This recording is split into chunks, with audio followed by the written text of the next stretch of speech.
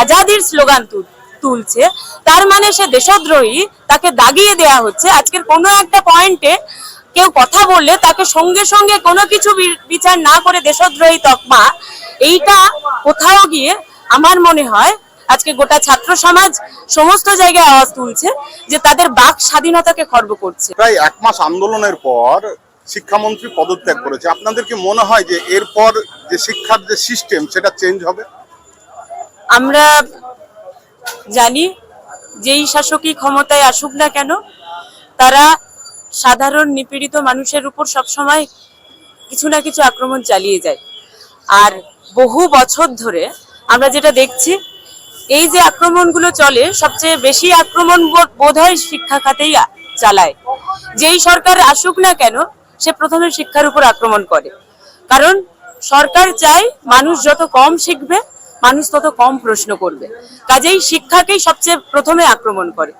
কাজেই আমরা ছাত্র সংগঠন, ছাত্র সমাজ আজকের এইরকম একটা কঠিন পরিস্থিতিতে সবচেয়ে ভালো যেটা, আজকের গোটা ভারতবর্ষের সমস্ত রাজ্যে রাজ্যে ছাত্ররা আওয়াজ তুলছে।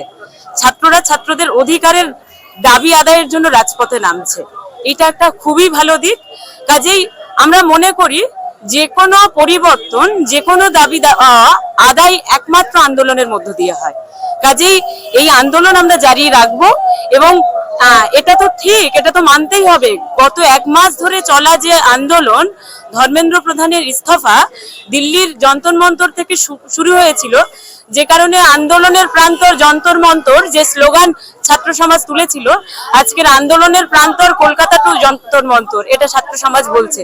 শুধু কলকাতা না, কলকাতা, বিহার, সমস্ত স্টেটে স্টেটে এই আন্দোলন চলছে। কাজেই কেন্দ্রীয় সরকার চাপে পড়ে ধর্মেন্দ্র প্রধানকে ইস্তফা দিতে বাধ্য হয়েছে। এটা আন্দোলনের একটা ঐতিহাসিক জয় বলে আমরা মনে করি।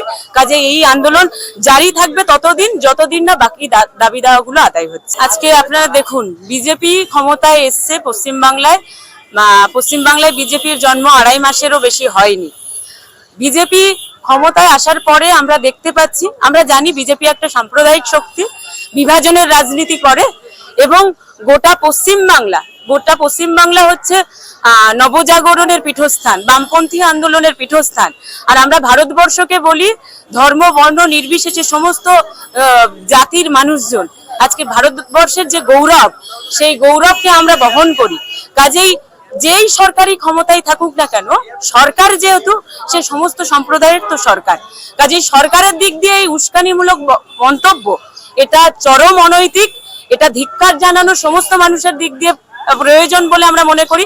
আর সাংবাদিক যদি এই প্রশ্ন করে, সাংবাদিকদের দিক দিয়ে, তারা যেহেতু সাংবাদিক, তারা মানুষের খবর করে, তাহলে সাংবাদিকদের দিক দিয়ে অবশ্যই স্বাধীন থাকা উচিত। কোনো ধর্মকে উস্কানি দেওয়া অবশ্যই উচিত না। এবং ধর্ম বর্ণ নির্বিশেষে আজকের আক্রমণটা যে জায়গায় এসছে না, আজকে মানুষের রুটি রুজির ওপর আক্রমণ, মানুষের ন্যূনতম প্রয়োজন মানুষ মেটাতে পারছে না। আজকে শিক্ষা নেই, স্বাস্থ্য নেই, যেদিকে তাকাবেন শুধু নেই নেই নেই। আজকের এই জায়গায় যদি সমস্যাগুলোকে আমরা বুঝতে পারি, কাজেই ধর্ম বর্ণ জাতি রাজনীতি সবকিছুর ঊর্ধ্বে গিয়ে মানুষকে আওয়াজ তুলতে হবে। মানুষের দাবি দেওয়া এইভাবেই বুঝতে হবে। অবশ্যই আমরা আছি।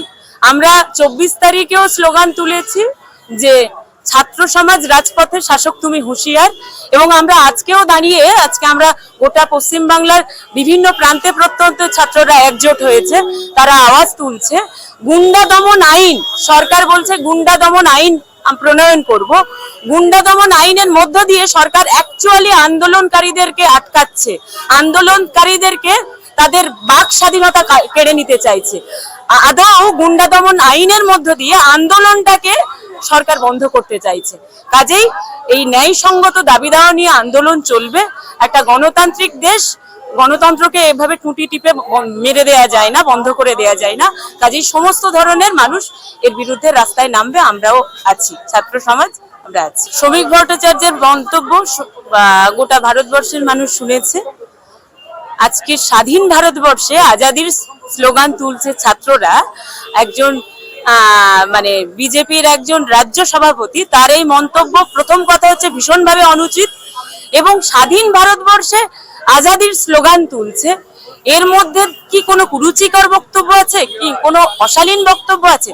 যদি কোনো অশালীন বক্তব্য থাকতো তাহলে কোনোকে বিরোধিতা করছে ঠিক আছে, কিন্তু আজাদির স্লোগান তুলছে, তার মানে সে দেশদ্রোহী, তাকে দাগিয়ে দেয়া হচ্ছে। আজকের কোনো একটা পয়েন্টে কেউ কথা বললে তাকে সঙ্গে সঙ্গে কোনো কিছু বিচার না করে দেশদ্রোহী তকমা, এইটা কোথাও গিয়ে আমার মনে হয় আজকে গোটা ছাত্র সমাজ সমস্ত জায়গায় আওয়াজ তুলছে যে তাদের বাক স্বাধীনতাকে খর্ব করছে।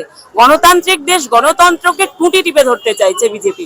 এর বিরুদ্ধে আমরা আছি। আমরা আমাদের স্লোগান আমাদের মতো করে তুলবো, ছাত্র সমাজের আওয়াজকে আমরা স্লোগানের মধ্য দিয়ে তুলবো।